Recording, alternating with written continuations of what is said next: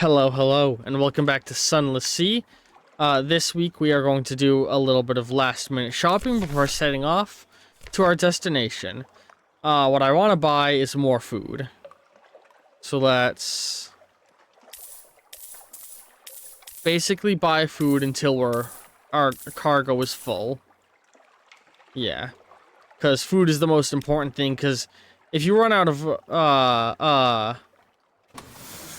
fucking... Ooh, hang on, let me make sure I have the right officers I want. Mirrors and pages. Yeah. Veils versus... Yeah, okay. We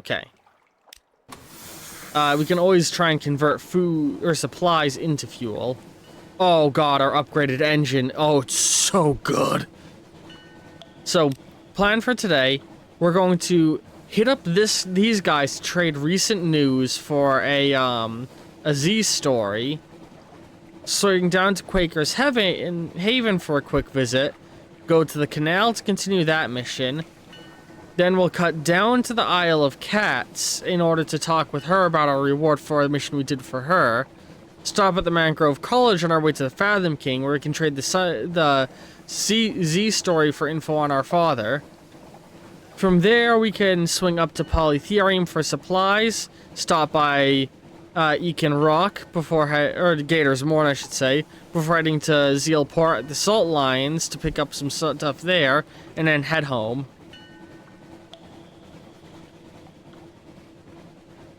Because I don't already have a Z story, right? Yeah, nah, and I need one. Oh man, this game fucking slaps. And there's a whole nother game that's just as big as this, Sunless Skies, for me to play, as well as fucking 2 other games that are made by these people. And they've officially announced a fucking Fallen London TTRPG, and you know I'm gonna buy that. I'm so excited. Speak with the crew. I now have a Z story. And let's set off. And it even quickly gave me the direction I want to go in. Oh, I'm so fucking excited. We are gonna have such a good time right now. I feel so high energy, and I think it's because all day I've been having a light buzz, because I had today off work, and I was just going around doing chores, cleaning my home, and I was sort of sipping some hard lemonade while I did. And so I had like a buzz going, and now I've sobered up, and it feels like I have more energy than I've had in months. Alright. Not wanting to do much here. Let's, chat with the fisherman for a port report. Time is passing. What on earth does this fucking mean? That's on all of these. I don't understand it. And I don't think I want to do anything else here yet. Alright. Now we want to cut this way to head to the canal. And about that angle.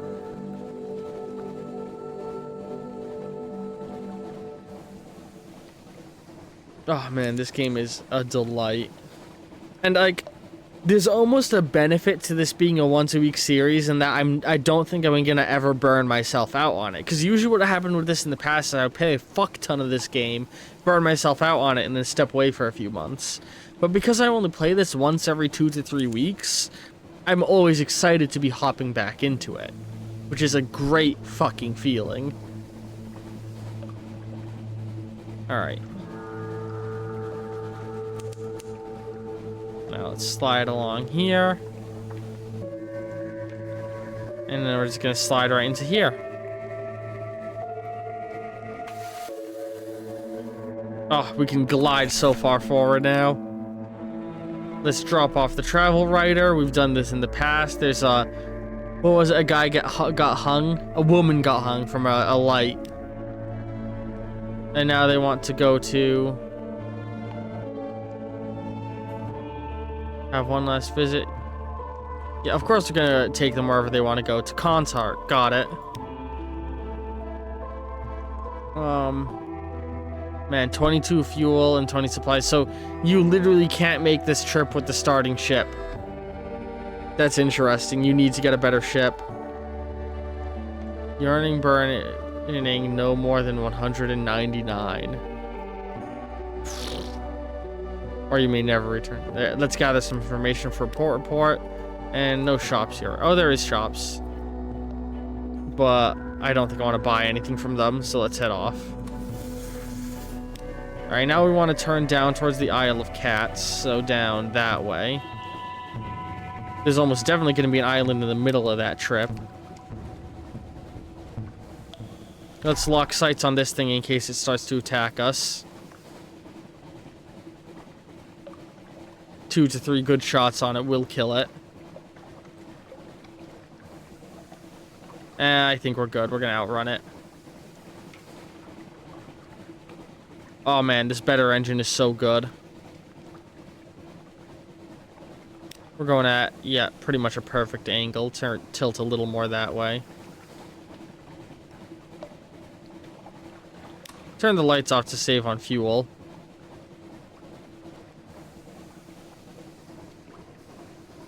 There's a whirlpool over there.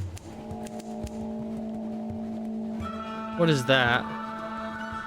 Sizzling vapors rise from the sea, time slips sideways, and a coil of rope has strung a stoker. Oh, okay, we're near the Iron Republic. But what is this in particular? Visage. Oh, well, that's a cool looking place. I wonder if that's similar to the... I wonder if that's like actually a living face of some kind with how polytherium is.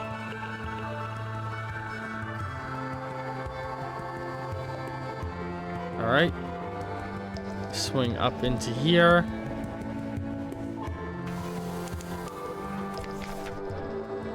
Hide your face. Hide all your faces. Visage. This is the port of Visage, where faces may not be naked, except one. A stone monument the size of a village church. Serenely gazing upward, flourishing of years. A wandering person. Glance nervously. Okay, I can't do that. Go ashore. Create a port report. Can we interview those who are... Let's go ashore first. Inward and upward. Once you set foot in Visage, you may be here for a little while. Ooh, this sounds like it's going to be a good episode then. Are there shops? Nope.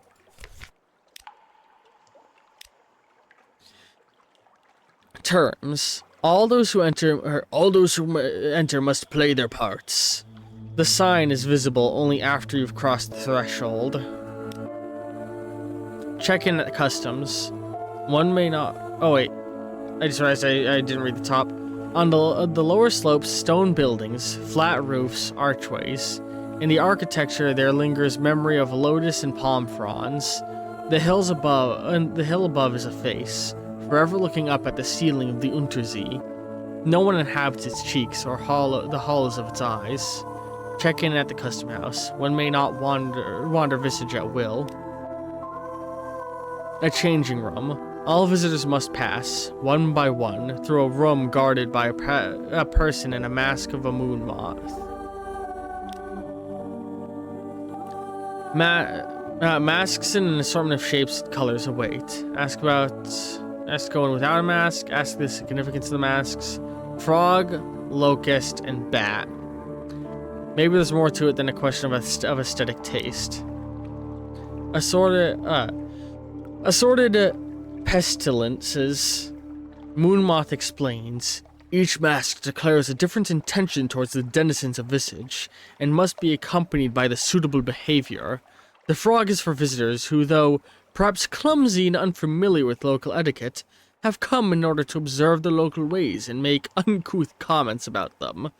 The locust is for those who seek profit in Visage, and would carry away as many goods as possible. You prompt about the bat. The moonmoth hesitates. Bat is an ill-omened visitor, sent as a messenger or a spy.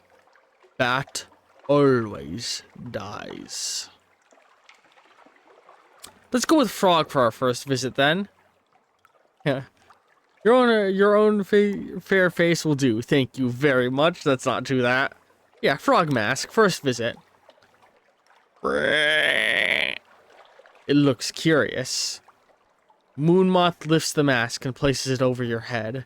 The eye holes are large and they are fitted with spectacles. These improve your view of the environment, though you must look bulb-eyed from the outside. There's also a mechanism attached to its mouth, piece of which magnifies the sounds you make, even your breath.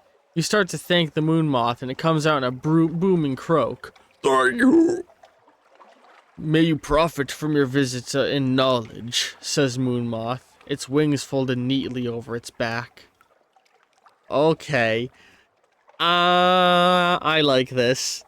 I think we found one of these masks at the church, I'm pretty sure, at the Abbey, if I'm not mistaken. Stone buildings, okay. Visit the Library of Parts, visit the Flood Court. Any performance and leave the island. Visit the Library of Parts, that makes sense. So called because all the books are fragmentary, perhaps. Stoop at the lintel, enter the dark. A room of heavy stone, guarded by a golden statue of a woman with outstretched arms. The scroll niches, sorted to correspond to a variety of masks. The jackal and the lioness, the crocodile and the dung beetle. A woman in a mask of a lotus blossom is standing at a lecture, reading in silence. Study the scroll in a bumbling way. That's funny. Ask about the purpose of this room. Steal the most valuable looking scroll. That doesn't make sense for me. Write notes in the margins. If your frog glove will hold a pen, that is. Not very frog-like, but who cares? Ask about the purpose of this room. What sort of parts are they, anyway? Filed under M for mask. Moonmoth explains, people think it means something like Library of Fragments, but this is wrong. The parts in question are likely parts in a play. This is where denizens of Visage come in order to learn how to perform their masks accurately, more competently, with true spirit. I shall study the scrolls in a bumbling way. Hearts guarded. Taking the nearest, you read it aloud. For guarding against the loss of her heart. Moonmoth takes it from you, rolls it tightly, and returns it to its niche. There are many ways of guarding against the loss of a heart, as there are different masks, it explains, in the same light and in different voice. He's so annoyed that rather than letting me read it, he's just giving me the info. Can I go into the library again? If you're a frog, gloves will hold a pen. Alright, let's write some notes in the margins. Halt there! Moonmoth is startled. Apparently no other frog has gone so far as to attempt to deface the library holdings. He gets the pen away from you, expulsate. I don't know what that word is. I'm dumb. Later, you find it writing down records of what you just did to be added to the library parts. A recognition of what can be expected from frogs. I'm doing a good job. Alright, let's visit the Flood Court. The Moonmoth speaks as though you should already know what that is. The Flood Court is a long stone room with 2 ranks of columns on each side. Currently, the court is ankle deep in water. The water stains on the stone show that the flood has often reached higher, sometimes up to the height of your waist. In it, a raised niche at the far end of the room sits a statue of a man with the head of a ram. He holds a jar from which water flows into the floor. Ask about the purpose of this room. Show oafish enthusiasm for the wonderful indoor pool. Tastefully compare this room to other bodies of water. Frogs in no water. Spy. Tried to steal the statue's jug. Ask about the purpose of this room. It does not really look as though it's good for anything. Depth per day. From a corner, Moonmoth picks up a graduated stick. He shows you how a person standing at the end of the room may dip the stick into the water and use it to measure the water level at a pre-selected point. and how the measurements are compared with measurements written on a calendar. If the water level does not match the calendrical position, an assembly of pipes and drains is used to adjust it. It used to be, says the moth, that the water rose and fell of its own accord, and the people before wrote down what height it reached. Now the water is still, but thanks to their actions we can replicate the rise and fall so as to still please the god of the flood. That's a really nice cultural, like, concept. I dig that. I actually, like, really like that in, like, a anthropological sense. It completes its explanation with a half body bow towards the statue of the ram deity. Show obvious enthusiasm for this wonderful indoor pool. You claim how much you admire this room and its excellent pool. Your words are, as always, amplified into a croak. Other masks turn towards you. Crocodile, lotus blossom, crescent moon. But no one speaks. You've garnered a suitable degree of disdain. Moonmoth quietly applauds your performance of Froghood. Oh, I love this. Uh-oh. Trident Mask with Moonmoth has been making subtle overtures for you for some time. You now understand them, and your performance. Trade in. It is keen to go. It draws you aside into a closet in Customs House. Had enough of Visage, it tells you frankly. Here, you take my mask and pretend to be me. I'll trade in the visitor's mask and get back some departing ship and get my life back.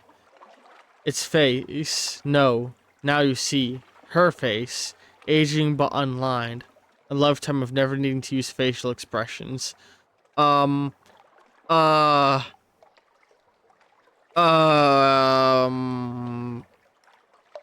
feels like it was a bad idea. Visit the house of Chief Geometer. It's understood to be an honor. Visit the temple of Apis. All denizens of Visage go there sooner or later. Visit the side of the face. The stone cheek flourishing of years is visited as a pilgrimage by inhabitants of Visage. And if you are in good favor, you too may go. I think I made a mistake. Visit the house of the Chief Geometer. Let's visit the side of the face. Stone cheeks of, flourishing. The stone cheek of flourishing of years visited as a pilgrimage by inhabitants of Visage, and you are in good favor. Or if you're in good favor, you make. Let's not go there yet. Let's go to the temple of Apis. The wounded god. In the center of the temple is a black bull with a white diamond on its face. It is tied in place with heavy ropes, and it is wounded in the thigh. From this wound, it bleeds copiously without dying. Oh, it's like a real black bull, not a statue. What the fuck? The priests gather around the bull, capturing its blood in cups. Ask whether the bull will be alright. It doesn't look well. Try to bandage the bull. It's a shame to see a thing suffering. Offer to sell the new undamaged bull. Arrange to import through proper contacts. Collect some of the blood for yourself. Perhaps it's a holy relic. Perhaps it could be sold to unsuspect buy elsewhere. Leave a respectful token offering. Even wounded, it remains a god. Observe and make notes. The customs here may be worth reporting later. Okay. You alone may act. The priest would be suspicious of anyone else who did this, but you, as a moon moth, often have need to narrate the rituals of Visage to newcomers. I'm in a role that's very okay. The explanations in the Library of Parts are not suitable for strangers, and therefore you are expected to compose your own. Okay. Visit the house of the Chief Geometer. It is understood to be an honor. Lines in wet ground. Each morning, the man in the cobra mask draws lines in the mud flats with pointed steel rod. This apportions to each inhabitant a small trapezoidal area from which to harvest mushrooms and to scrape salt. No plot is ever preserved from one day to the next. This man is the chief geometer, the keeper of directions, master of land measures and sea measures. That's very cool. Bring a necklet of lapis beads if they do not suit. Now you've been invited to his home. At the time, customarily appointed for him to receive those who are not his equal in rank, yet not so far beneath him as to deserve to be ignored. What ceremonial gift do you bring? Fuck. Bring a necklet of lapis beads. If they do not suit him, they may suit a wife of his. If they don't suit her, you can use them as an offering. Bring him a poem concerning snakes, copied on a new scroll, 800 lines on scaly Denison snake pit. Bring a comb made of bone. Perhaps he grows hair beneath the mask, which covers his whole head. That one is definitely a no. Bring fresh candles. Bring 2 honey cakes. Isn't that proper gift for lulling snakes? Bring nothing. Do not... Fuck. It is necessary for him to offer, but incorrect for you to accept. Shit. I feel like honey cakes is a bad idea. I feel like the comb is a bad idea. The poem feels like a very moth-like gift. So let's go with that. Mixed results. He appears to be pleased by the gift, but it takes him aback as well. Several times he remarks that this sort of merchandise is something he would expect to be brought to the island by a bat. It requires a great deal of chittering and wing folding to persuade him you're a moth... of your moth nature. Shit. Oh god, this is stressful. Let's visit the side of the face. A proper time. You must, of course, wait until your work with the day crops of frogs and locusts is complete. It would not be suitable to bring them along. Up on the hillside, the buildings become scarcer and vanish entirely, leaving you looking at the bottom of a great chin. Study the ancient marks. Tiny pictures march across the stone. Offer instructions to the frogs that found its way up here. That sort of thing a moth would have done to you. Deface the stone with new markings and print yourself in history. This will get you kicked off the island in all likelihood. Meditate on the meaning of the face. It offers many forms of inspiration. Let's do that. The citizens give many meanings to the face. Perpetual beauty, stasis, the idea of looking upward into the unyielding darkness. But most of all, it speaks to the idea of someone above looking down. The face is not convenient to view from it down here. It would look its best from the perspective of the ceiling of the Untersea, beyond reach. Like from me. Oh, that's interesting. It's almost like it's intended to look at the player. On the lower slopes, stone buildings, flat roofs. Okay. Enter the hollow of the ear. It is a place still greater, of still greater pageantry. This is a journey of several steps and may conclude your current visit. Ritual participant no more than 0. Visage mask 4, you have 4. Okay. Shit. I don't like this. I'm stressing out. A proud nose. It is a festival day. The great stone face has been illuminated from forehead to chin with blazing torches, so that the profile is visible. Excuse me, late at night. Profile is visible from the side more clearly than you have ever seen it. Flourishing of years is awake, says the genderless figure in a crocodile mask. All the denizens of Visage are walking towards the ear together. There's a place in procession which belongs by right to the wearer of your mask. Fall in with the others, fall in line with the others, but secretly bring a flare with you. Strip off your mask and prepare to depart. With everyone distracted by the festival, your departure would not even be noticed. So this is a bail option if I wanted it, but no, I'm hooked now. Among your own, you go as though you were truly one of them. You carry nothing with you but your mask and your costume. May your hearts be as light as your feathers, says the woman in the lotus blossom mask as you fall in line behind her. Oh, empty-handed, that sounds bad. Inside the hollow of the ear, the road you follow leads up through God, this is so Lovecraftian, I love it. Leads up through switchbacks along the side of the face, and finally to the ear of the flourishing of years, and into the cave that is her ear. The tunnel bends back on itself, and all lights have now been extinguished. There's nothing to guide you but the hand of the person behind you on your back, and the movements of the person in front of you. The one who walks beside you wears a bat mask. Fortunately, the floor of the tunnel is very smooth and presents no stumbling blocks. Sound carries strangely in this place. However, sometimes you cannot hear your own footsteps. Sometimes a breath comes back to you, audible from someplace ahead in the line. Try to run. Continue. There's a secret in the dark. In line, the footsteps of the people are strange and synchronized. You go together. For how many years has this been done? For how many will it be done in the future? Watch your step here, says the bat mask to you in an under voice. Its accent, the accent of a wolf stack docks. For I was about to get squishier. And sure enough, it does.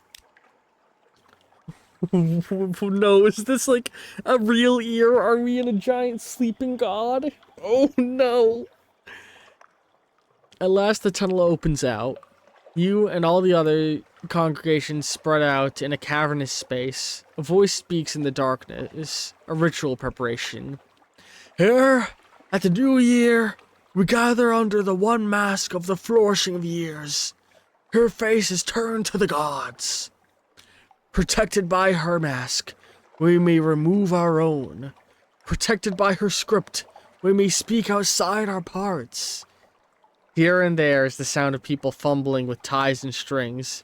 Your own face feels different with the mask off. Okay. Wait and listen. There are things here to learn, perhaps to your advantage. Tell your own secrets. If I had a lamentable relic. All this time under the mask would be freeing. Fight the urge to giggle. What curious practice they have here. I disagree. This is a fantastic culture. This culture is incredible. Like, I'm kind of an anthropologic nerd, but there's never really good opportunities in my videos to talk about it or geek out about it. But like, as a culture, this is so fascinatingly written. Receive the confidence of a stranger as holy. Those who come as spectators may remain as participants.